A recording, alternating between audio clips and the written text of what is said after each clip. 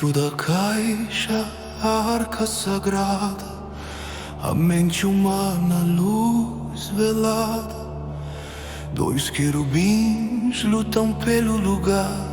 Direita quer subir, esquerda quer ficar. O corpo grita, quer o prazer. A alma sussurra, quer conhecer. No córtex visual a batalha se dá. Quem vai reinar, quem vai ganhar? O caçador lançou o anzol, escondeu a lua, roubou o sol.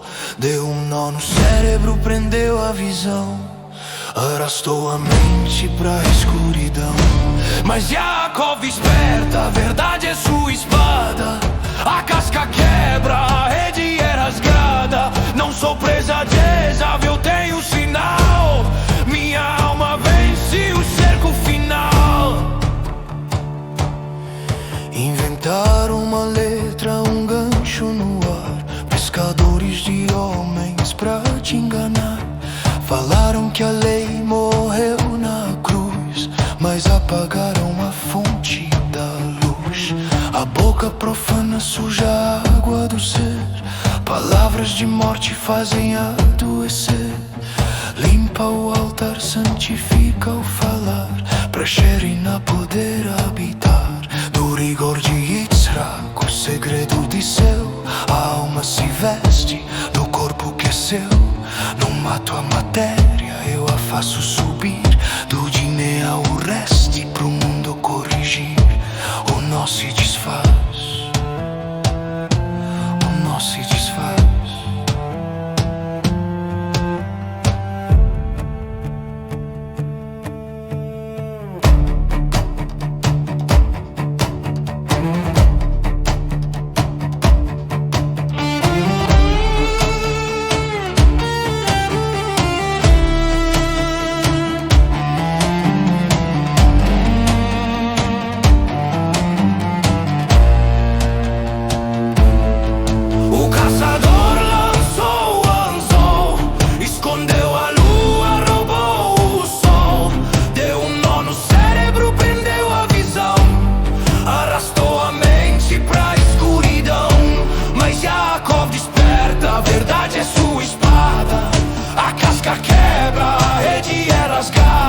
Não sou presa de Esaú, eu tenho sinal.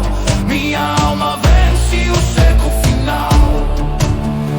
Kibel mi Sinai, a luz revelada. O anzol quebrou, a mente está livre. Baruch Hashem, a verdade venceu.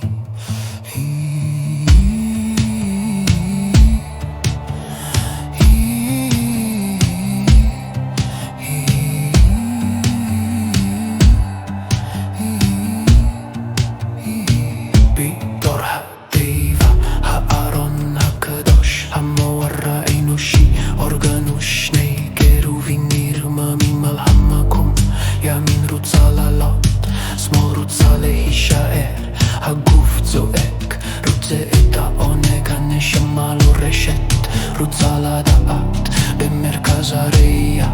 הקרב מתררש מי ימלור, מי ינצח.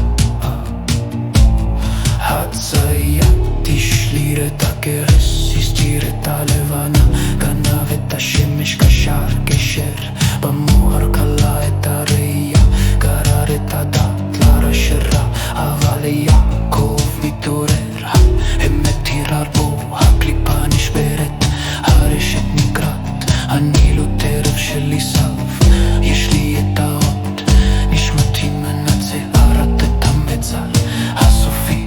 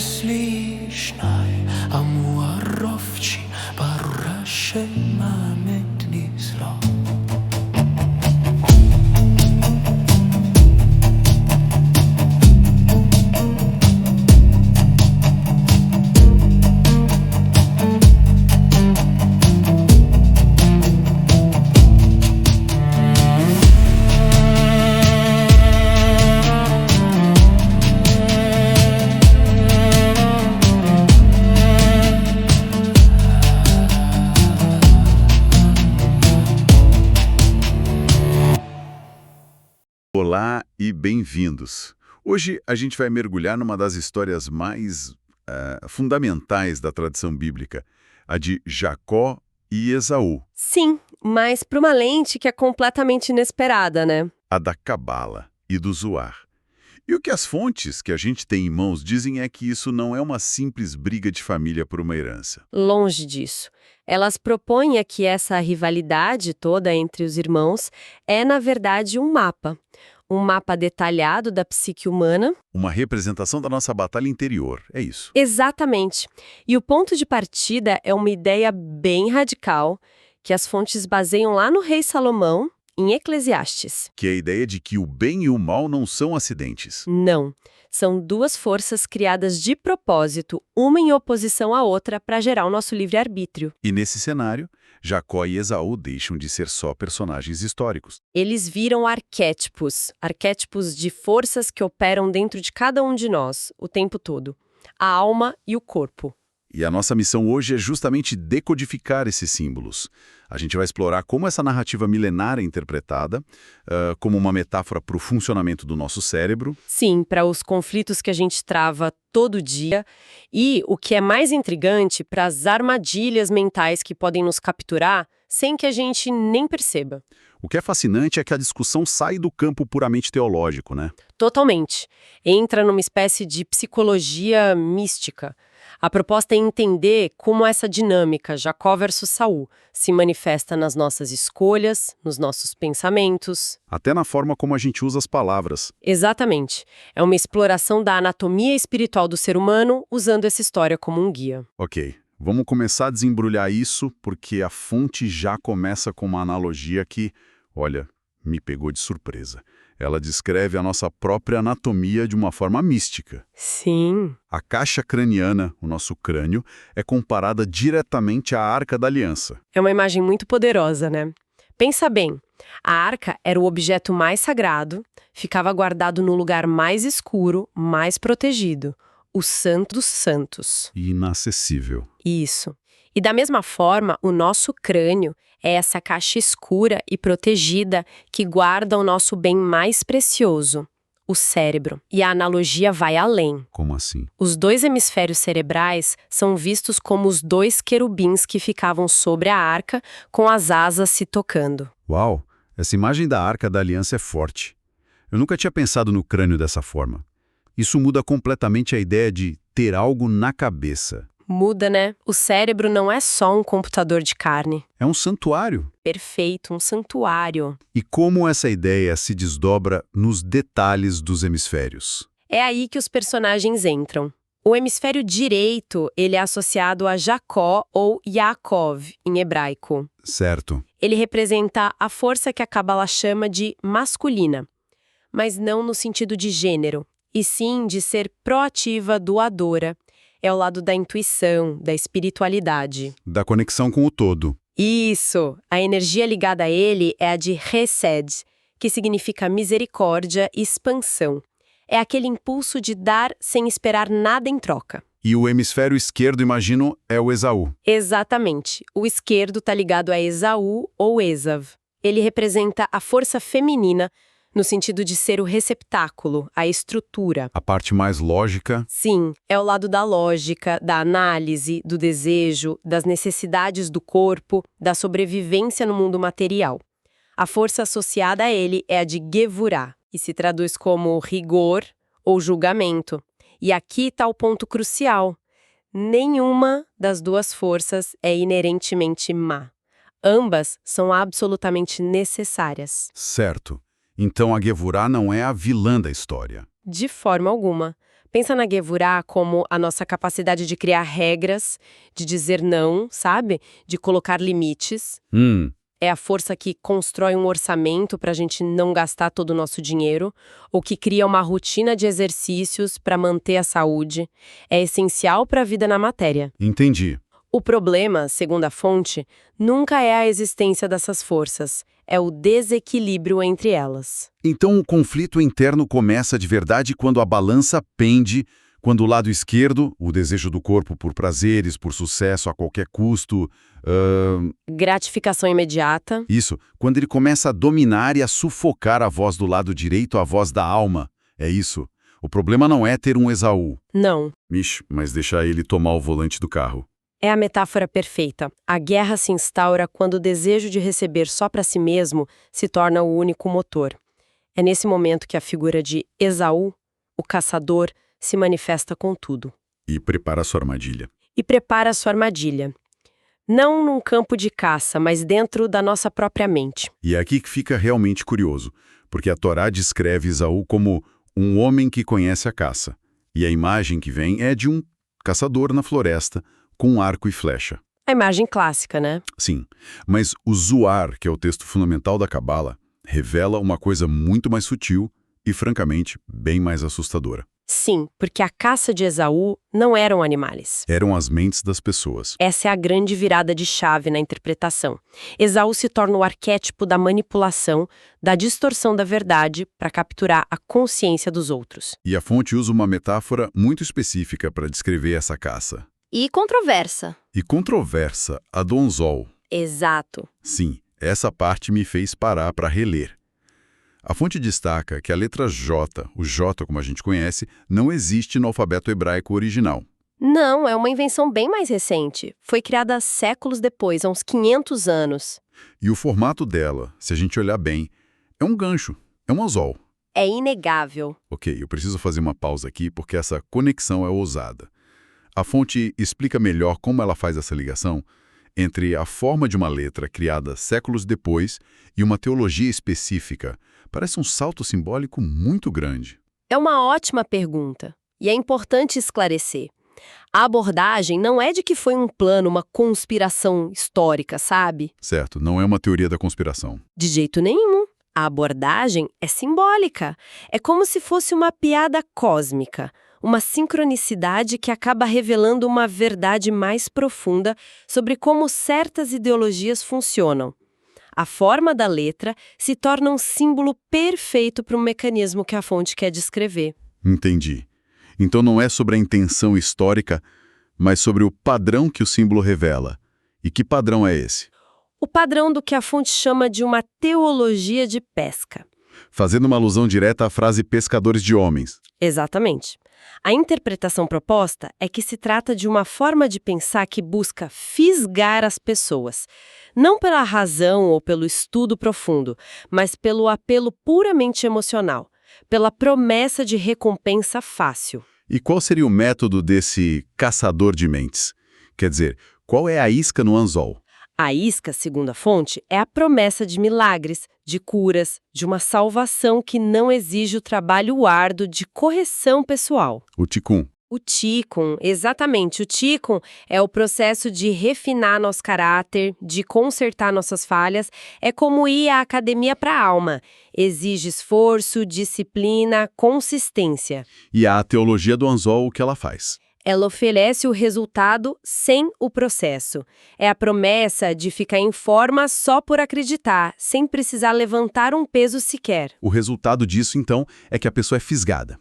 E o que acontece depois que ela morde a isca? O resultado, segundo essa análise, é a criação de um verdadeiro nó no cérebro. A pessoa fica tão presa por essa narrativa emocional, por essa promessa de ganho fácil, que ela se torna incapaz de enxergar a verdade. Mesmo quando as evidências lógicas são apresentadas. Exatamente. A fonte argumenta que é por isso que muitas vezes, quando a gente mostra um erro ou uma contradição numa crença, a pessoa simplesmente não consegue ver. A mente dela já foi capturada. O anzol já está fixado. Tentando essa força sem perceber. Sim, e a resposta está em algo que a gente usa o tempo todo. A nossa boca. A boca. Sim. Na Cabala, a boca, em hebraico P, está associada à esfera de Malhut, o reino. É o ponto de manifestação no mundo físico. É onde o pensamento vira a palavra. E a energia interna se projeta para fora. Para ilustrar o poder disso, a fonte até cita aquele conhecido experimento do Masaru Emoto, com a água. Ah, sim, eu conheço. É aquele em que a água exposta a palavras sagradas, orações ou Termos como amor, gratidão. Ela cristaliza em formas geométricas lindas, harmônicas. Isso. Enquanto a água é exposta a palavras de ódio, xingamentos, negatividade. Vira um caos. Se desorganiza, forma estruturas disformes. Exato. Exatamente. E preciso dizer, é importante notar que esse experimento é bem controverso no meio científico. Muitos não o consideram prova conclusiva. Certo. No entanto, a fonte o utiliza não como uma prova científica, mas como uma metáfora poderosa para um princípio espiritual. Entendi. O que importa aqui é a lição que a metáfora nos ensina e qual é a conexão que a fonte faz. A conexão é direta com a nossa própria biologia. O corpo humano é composto por, 70% de água. Claro. A conclusão da fonte é que, quando a gente usa a boca para proferir palavrões, para fofocar, para amaldiçoar, ou quando consumimos com nossos olhos e ouvidos conteúdo degradante, Pornografia, violência gratuita. discursos de ódio, a gente está metaforicamente sujando o nosso altar interno. Estamos alterando a vibração da nossa própria água interior. Isso é fascinante porque ecoa muito do que se fala hoje sobre vibrações, né? Sobre um ambiente que a gente cria para nós mesmos. A fonte conecta isso, por exemplo, ao tipo de música que ouvimos. Sem dúvida, a lógica é a mesma. A gente está constantemente se expondo a frequências. Uma música com uma letra que promove violência ou degradação estaria, segundo essa visão, poluindo nossa água interna. Tanto quanto um xingamento que nós mesmos falamos. Exatamente. A fonte descreve isso como um curto-circuito espiritual. Essa energia negativa e desperdiçada, ela não se dissipa simplesmente, ela se condensa e alimenta o que a Cabala chama de clipote. Outro termo novo. O que são as clipotes? A tradução literal é cascas ou conchas. Pensa nelas como spam na sua caixa de entrada espiritual. Boa analogia. Elas não são o mal encarnado, mas são cascas vazias, ruído energético que te impede de ver as mensagens importantes à luz da sua alma. E somos nós que damos o endereço de e-mail para esse spam. Exato! Com as nossas palavras e com o que a gente consome, a gente permite que esse spam entre e se acumule obscurecendo a nossa clareza. Isso tudo pinta um quadro bem sombrio de Esaú e da energia que ele representa. O que me leva a uma pergunta que parece uma grande contradição na história bíblica. Sim, Se Esaú era a personificação de toda essa força negativa, por que seu pai, o patriarca Isaac, Yitzhak, o amava e até o favorecia? essa é a pergunta de $1 milhão. E a resposta que o Zohar oferece é profunda e contraintuitiva. Não era cegueira ou ingenuidade dele? Não. A fonte explica que a Shekhinah, a presença divina, que estava constantemente com Isaac, deliberadamente ocultou dele a verdadeira e completa natureza de Esaú. Mas espere um pouco. Isso parece contraditório. Se a presença divina estava com Isaac, por que eu deixaria no escuro sobre algo tão crucial? Parece um risco, né? Um risco enorme. A fonte não vê isso como uma falha no sistema? Parece um risco, mas, segundo a fonte, foi uma medida de proteção.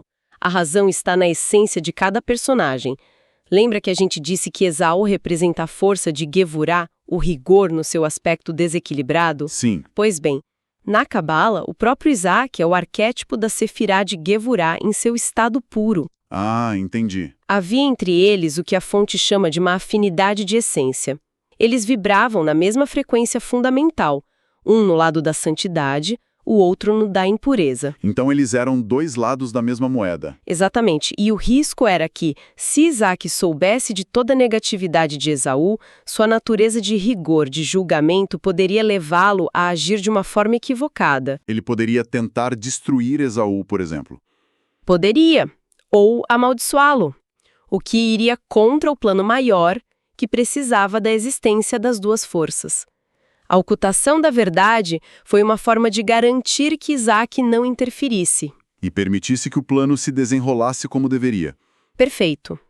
Então foi necessário que Jacó, que representa a verdade, Emet, e o equilíbrio, Tiferet, recebesse as bênçãos disfarçado, vestido com as roupas de Esaú. Precisamente. E é aqui que está a grande lição prática de tudo isso, segundo a fonte. O que isso nos ensina sobre nosso propósito, né? Exato. Ensina que a alma, o Jacó, precisa se revestir do corpo, o Esaú, para poder agir.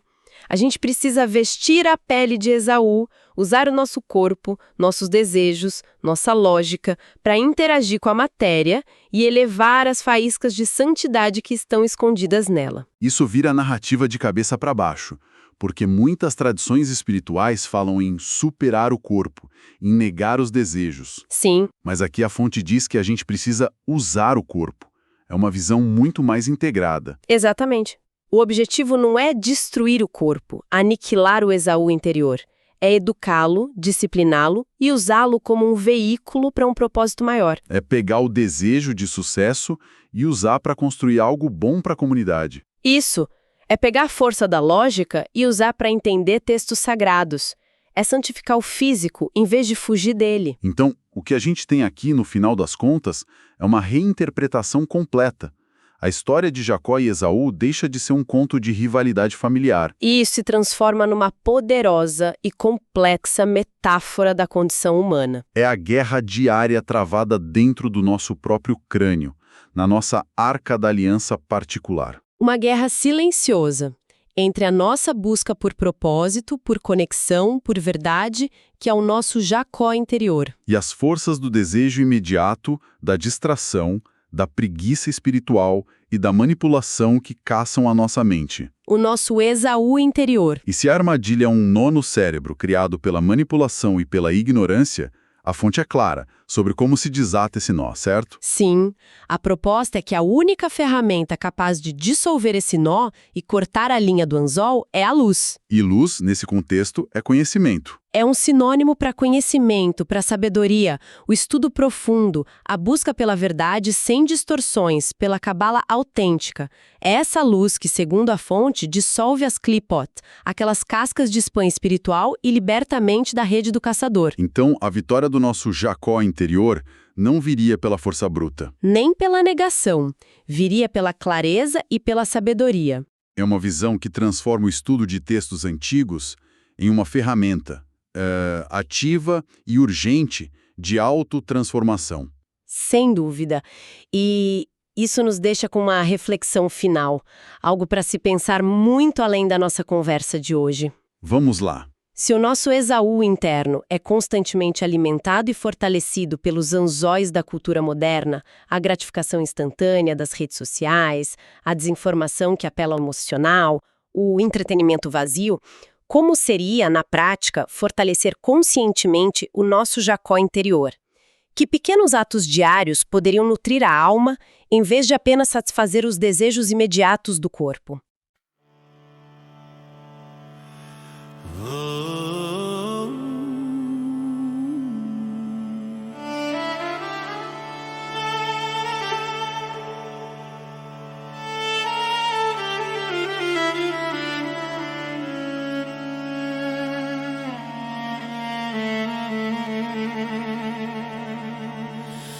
Dentro da caixa, a arca sagrada, a mente humana, luz velada. Dois querubins lutam pelo lugar. Direita quer subir, esquerda quer ficar. O corpo grita, quer o prazer. A alma sussurra, quer conhecer. No córtex visual, a batalha se dá. Quem vai reinar? Quem vai ganhar? O caçador lançou o anzol, escondeu a lua, roubou o sol. Deu um nó no cérebro, prendeu a visão, arrastou a mente pra escuridão. Mas Yaakov desperta, a verdade é sua espada. A casca quebra, a rede é rasgada. Não sou presa de Esaú, eu tenho sinal. Minha alma vence o cerco final. Inventaram uma letra, um gancho no ar. Pescadores de homens pra te enganar. Falaram que a lei morreu na cruz, mas apagaram a fonte da luz.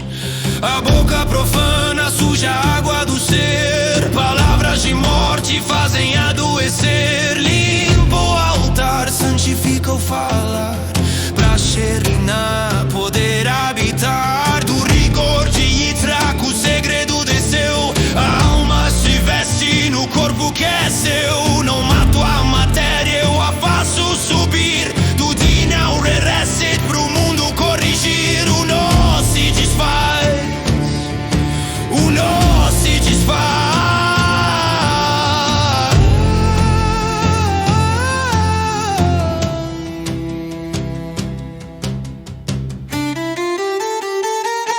O caçador lançou o anzol, escondeu a lua, roubou o sol. Deu um nó no cérebro, prendeu a visão, arrastou a mente pra escuridão. Mas Yaakov desperta, a verdade é sua espada. A casca quebra, a rede é rasgada. Não sou presa de Esav, eu tenho sinal. Minha alma vence o cerco final. Kibel mi Sinai, a luz revelada, o anzol quebrou. A mente está livre, Baruch Hashem, a verdade venceu.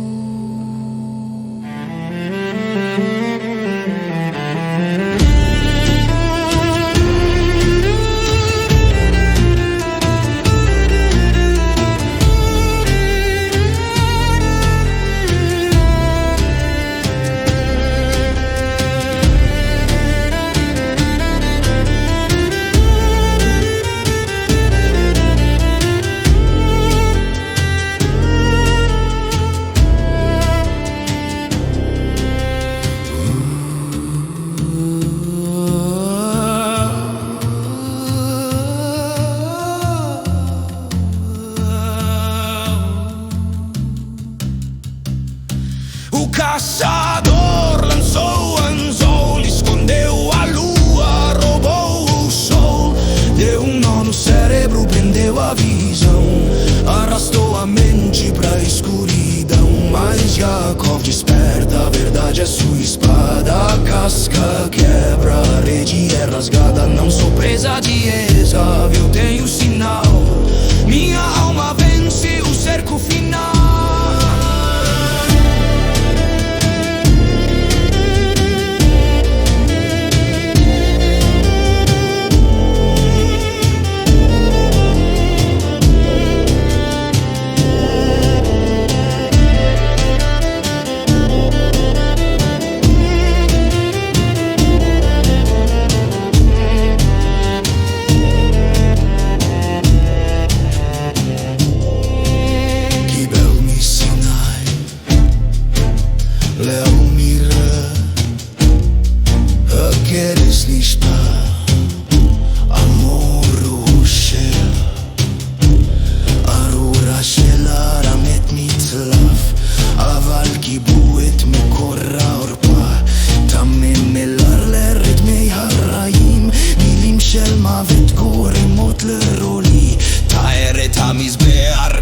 את הדיבור תישא אשרי נטורה ולשכון מגבורת יצרק הסוד ירד הנשמה מתלבשת בגוף שהוא שלה לא